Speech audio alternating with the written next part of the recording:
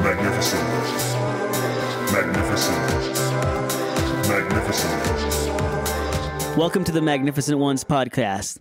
It's Oakley, and once again we have Mark as our co-host, and we're here to talk about What's Love Anyway, Part 1, which is a part of a larger podcast episode that's up and coming.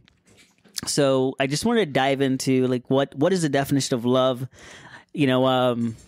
I think love is such a fascinating concept because even when you look at the dictionary, there's so many different definitions for what love is. And love means different things to different people. For some people, love is an action. For some people, love is just words. Some people, if you tell them sweet nothing, that's good enough. And some people, you have to move mountains in order to prove your love to them. So I'll turn it over to Mark so he could tell you what his definition of love is, while he's over there pondering what love is. Love is like a freaking... What do you call those dolls? It's like a Russian doll, right? It's like when you think you figured it out, there's just like another layer to it. Or a layer you might have misunderstood. Because we start off with, familiar love, like family love, whatever loving style you have with your family. Then we go to the romance and whatnot, and are we mixing it up with lust? Are we confusing the two? Or is this genuine? Is this transactional? So it's a loaded bag, man. You know what? So there's a couple of definitions of love according to the dictionary. So some of them seem so spot on, and some of them seem so far off. But I think that's exactly it, is that love means different things to different people. And love is terrifyingly scary. Love could be the reason why people go to war. Look at the story of Troy. Or love could be the reason why you sacrifice your life to save others. Love could be the reason why you destroy something, or love could be the reason why you build something. So there's a definition 1, strong affection for another arising out of kinship or personal ties. That's one definition. Attraction based on sexual desires, affection and tenderness felt by others. Affection based on admiration, benevolence, or common interest. And I love that one the most. And that is because we love people that we understand, or things that we understand. And we have affinity to things that make sense to us. It feels familiar.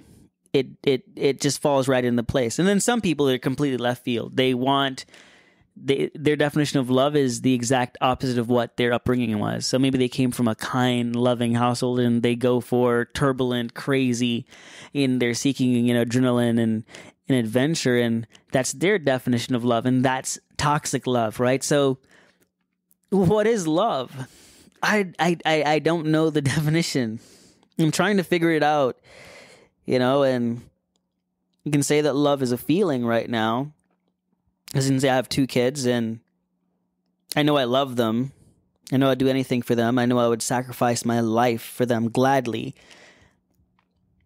But where does the line for love start, and where does it end? I'm so enamored by this feeling that I want to understand it, and the older I get, and I think that I have a better understanding of it, it changes. Now when I walk, down the street, I feel a greater level of empathy, for others. I don't know where it's coming from. I'm like, where was this when I was younger? I feel like I'm more in tune with my emotions and the emotions of others around me. So is it love, or is it just me understanding more of the world around me and wanting to be a better person? I don't know. But this definition, it's just something that's been, on my brain, for a while now, trying to come up with a meaning for it. Or maybe love is something that human beings can't possibly define because it's so large. And, every time we think that we understand what it is, that love is challenged so we could gain maybe just a little nugget of what it truly is. Have you ever been in love, Mark? It's hard To say it's hard to say, man. I think I would think I was, but man, just the defining love, like seeing how it's changed, like over like just humankind, or even like the past like 30 years, right? Because like you said before, you've had love raged wars. You had look at my name, Mark Anthony, Cleopatra. You had, whole kingdoms and whatnot based upon marriage. You have, like, now we have, like, so many dating apps and whatnot. Like, even our parents and grandparents, the dynamics are, like, so much different. Before, you were limited to finding love in, your city or your town, or, your workplace. Nowadays, we have, almost an infinite, like, amount of options to, like, look for. And I think now it's like, people look at love as almost like a game. I think it's a game to a lot of people, because before when you have scarcity, like there's more value in things. But now when you have all these options, it's like wow, can I do better? And this is not like from like one sex or another. This is like both sexes. So I think it's like definitely something that it's changed over time, but I think sadly, like, is like kind of devalued, because when you can't even define what it is, and I don't think most people can nowadays or have their standard for it, it loses meaning. Love loses its meaning. I think transactional love is the love that loses its meaning the fastest. I think, anyone can be infatuated by someone. I think that lasts a little bit longer than transactional love, because that's the love that says that I only love you based on what you provide. I only love you based on what you can do. Whereas, at least with infatuation,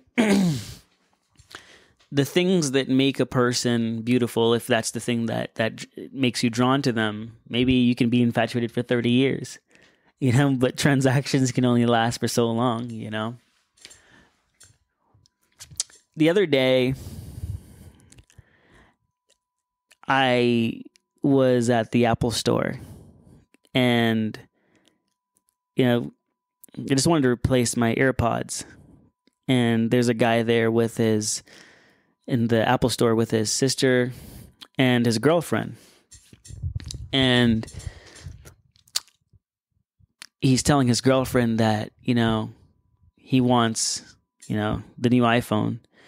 And he's just being very annoying. He's like, man, babe, I got nice shoes on. I got this on, I got to have, this new iPhone, because if I have this new iPhone, like I'm gonna be happy, babe. You want me to be happy, right?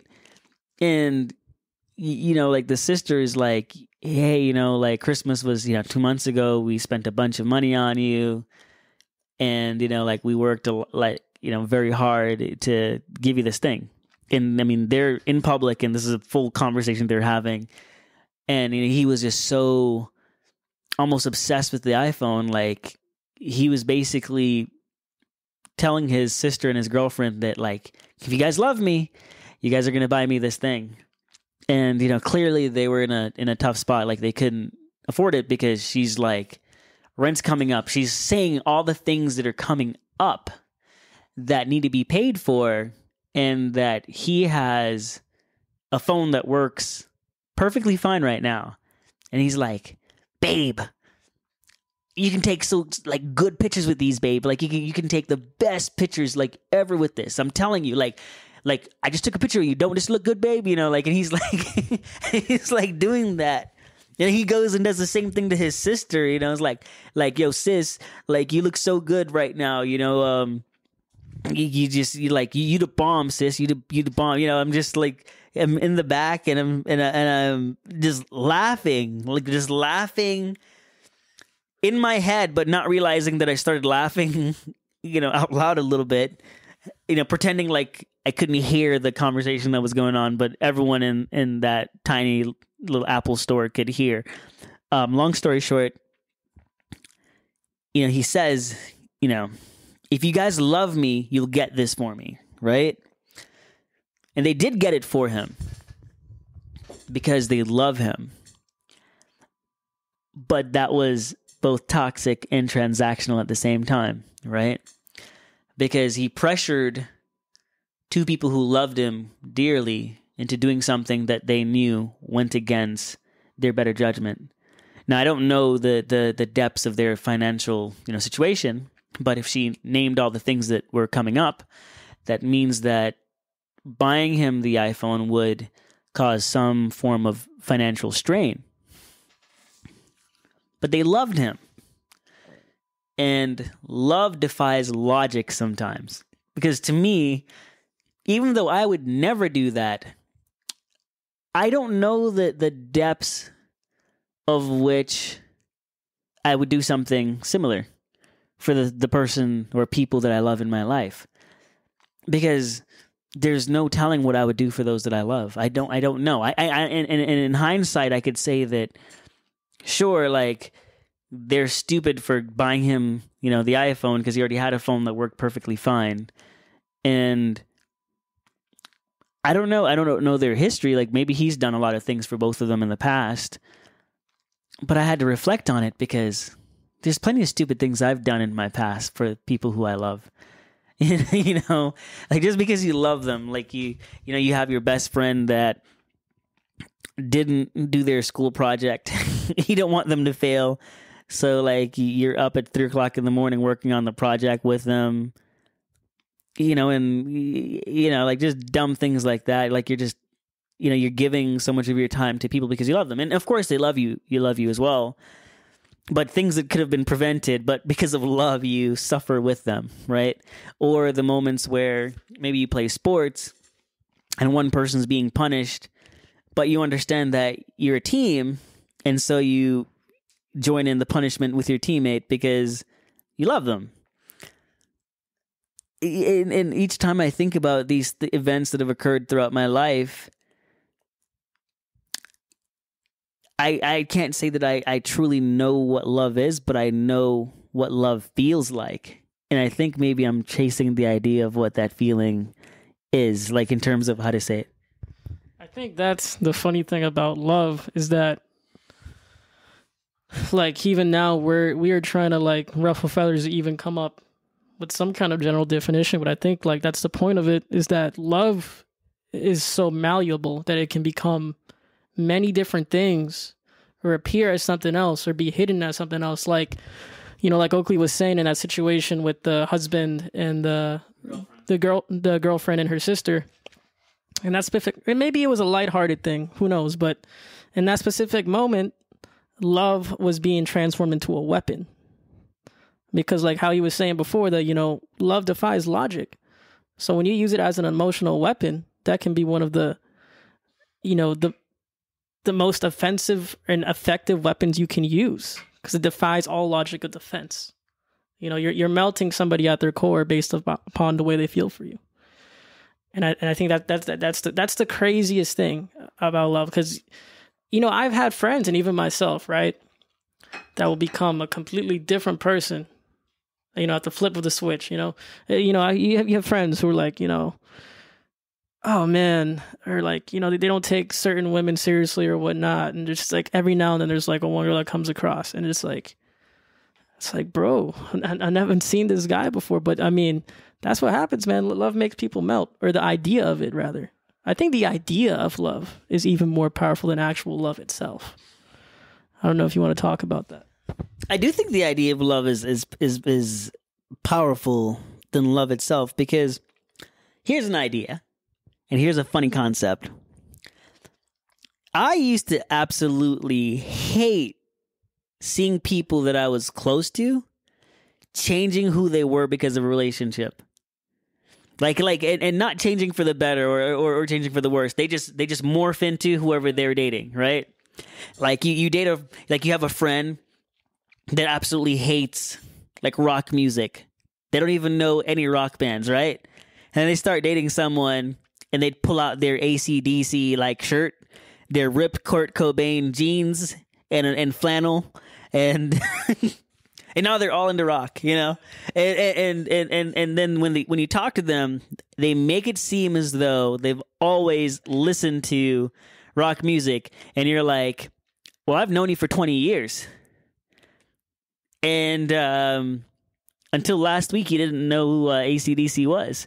So, so who's? Can I make the argument though, real quick though? When you do, I mean, I feel like there's two types of situations like that, right? It's like you meet somebody, your friend meets somebody, and you know who your friend exactly is, and then maybe they don't understand what they're doing, but they're like, in order to like fully like encapsulate themselves in the relationship going on, they're like, oh, I must become more like this other person or whatnot, and so you can share a connection.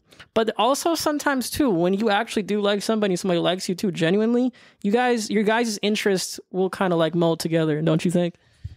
Sharing common interest or learning to appreciate someone else's interest is one thing, but becoming something that you're not is a completely like 360. Exactly. So for me, the concept of, oh, like, you don't like rock, bro? It's like who is this person talking to me about rock music that never listened to rock music a day in their life? But because they're dating and they want to seem like they're like this expert in all things of like rock history, they have a PhD in rock history, by the way, overnight, seemingly. It's crazy. It's like, be who you are. Of course, adapt certain things from the other person and grow and evolve into something new. But simply becoming a copy of the other person isn't love. It's called mirroring. And when you're mirroring, that idea of who you are, like, it's going to change because you're going to go out with their friends and they're not going to ask you general questions that most people will ask you about, groups and stuff. They'll ask you very specific things, like song titles and like, hey, when this album came out, this guy, he was on a cocaine binge and he was in some attic somewhere and they found him and that's the history of this song or whatever. This is what Stairway to Heaven means. And then you're going to be looking at them like, oh my God, like, I don't know. Now you look like a fraud. Now you embarrass yourself in front of their best friends. Because you weren't true to who you are, Just be who you are. And if the person loves you, they'll love you for you. Yeah, I completely agree with that. And I think what you were saying, like, there's a difference between appreciating interest and just becoming a mirror of the person. And I think that's where, like, maybe that's like where a lot of downfall of relationships come, is that we don't learn how to like differentiate like respect and appreciation. So I think respect can be a component of love, and I think respect is one of like the most important components of real love. Because I think when people actually like, love each other or somebody loves somebody else, there's an element of respect. I think when there's too much like you being too fake, or there's too much like, oh, like you were saying before, like, was not a rock fan, overnight you're a rock fan, it just comes off phony, and that will like make somebody like get turned off by you. I would almost think, I think love is really like respecting each other person for what exactly like they are, not trying to become something else. So being married is one of the best things that's ever happened to me, and my wife was the one that actually asked me to marry her. So that's pretty cool, but me and my wife, we're so different. I've always been extremely logical, left-brained, and she's extremely right-brained.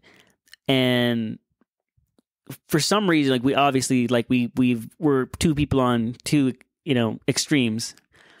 And over time, I've noticed that those extremes don't exist anymore. We closed the distance. I've become more empathetic and she's become more logical, with time. Sometimes when we text each other, aside from, obviously, like, when you have iPhone, like, one text message is, in gray and one's in blue. I can't differentiate who's like actually typing. And isn't that funny? Like, in terms of like, if I had to wake up one morning and I didn't realize that I had my phone, I wouldn't realize, aside from saying her name, like, I wouldn't know who was texting who, because we just became each other in a way. Like, we became more of each other and we became this new thing together. But that took time. And it's fascinating when you think about all the things you used to fight about. because of how different you were, or the things, like even things like folding laundry, I had to fold. I love folding things in squares, and she loves folding things in rectangles. And we would fight over that, right? like how we fold things. And then one day, I just found myself folding laundry into rectangles. And that made her very happy, and that made me very happy. And I find joy in those simple things, and that gives me a warm, fuzzy feeling on the inside. And I'm like, man, this is love. Like, laundry makes me happy. Like the sharing the time with this person make me happy over things that there's lots of things that I hate. And just the fact that I'm doing it with that person and being in the presence of their love and feeling loved, it's amazing how love can transform your heart and your mind. And there's no greater feeling. It's kind of like one of my really, really good friends. His wife works in psychiatry, and they're married with 2 kids. And just seeing how they've transformed as well, and knowing his personality of like being shy and her personality of being extremely outgoing, just being in a party atmosphere with him, which is out of his element, and seeing him interact with others, it's mind-blowing, because he's learning to evolve into something better, and more people get to appreciate him the same way I've appreciated him for all these years. But this person has managed to love him to the point where he's come out of his shell. Like, that's like a beautiful love, not the toxic love where someone tries to outshine you and put you in the background, but the love that someone's putting in the front row of their life, and putting you on display in a way that's uplifting. So I'm still seeing all these things, and as I'm getting older, I'm like, oh, this is what I thought love was? No, I think love is this thing. And it's ever changing. And I'm just waiting to maybe one day get the answer. And if the answer doesn't come, that's okay. But I just want to know the answer, because, I'm just one of those people that have to have the answer, I guess, So I'm just very grateful to be able to experience their story of love, and my story of how I'm coming into terms of the new definitions of love that I didn't know existed before. I'm just living in that presence of love, like whatever moment I'm in with anybody, I'm taking it all in. I'm slowing down and I'm embracing it to its fullest, because I don't know when that moment's going to go away, but whether I die first or that person dies first, at least we'll know that we were loved by each other, I think a beautiful thing in the terms of love is when 2 people or anyone, they're able to make like their own ecosystem, where it's, like their love creates like their ecosystem, like you were saying, that how, you and your wife, like just naturally over time, took positive traits from each other, and like you guys were almost melding, or you would make compromises, just being in the groove of being in love. Like that's kind of like, your own ecosystem brewing, that's away from friends and family and whatnot and outside influence. And I remember the funny thing you were saying, your wife, she asked you to marry her, right? I just learned that my grandmother was like, why don't you marry me? To my grandfather. I was out of their house the other day. But that was like the first generation of my mom's like family that were in America. So they, they really, at that point, they had no choice. My grandfather came here. And then my grandmother was back in Colombia with my mom at the time. He was trying to, gather some money to bring him over here. But, at that point, there was no outside influence from, family or whatnot. It was like, me, these 2 people, they're doing the thing to make their next generation. And it's going to be their ecosystem by the way they want to do it and by the virtue of their own love. And I think that's like, honestly, that's like some of the most like beautiful thing like that I've heard and seen, and I think is like missing in today's society too. And it's not just like some, oh, you know, these girls are not like, oh, you know, the grandparents or that or that. It's just that now we have even more influence, because back then too, I mean, they had some blowback from their family before they decided to get married or whatnot, but now we have the whole world. You know, we have this person on Instagram, this person taking videos on TikTok of, you know, where they're going or whatnot. And it's more than that, because I think nowadays people, they think they're free from influence because they're like, oh, I don't listen to my family. But then you have all these things around you that you're subconsciously taking in all the time, and you don't see how that's affecting you. Yeah. You know, I think that this is the perfect stopping point for this episode, simply because it is part one of What's Love Anyway. So thank you for taking the time to listening to the Magnificent Ones podcast. And I would like to challenge you to think of, what does love mean to you anyway? You know, what is your definition of love? And if you find what that definition is, then be sure to show that love to everyone else. Thank you. And once again, be magnificent. That was great. All right. I am so happy.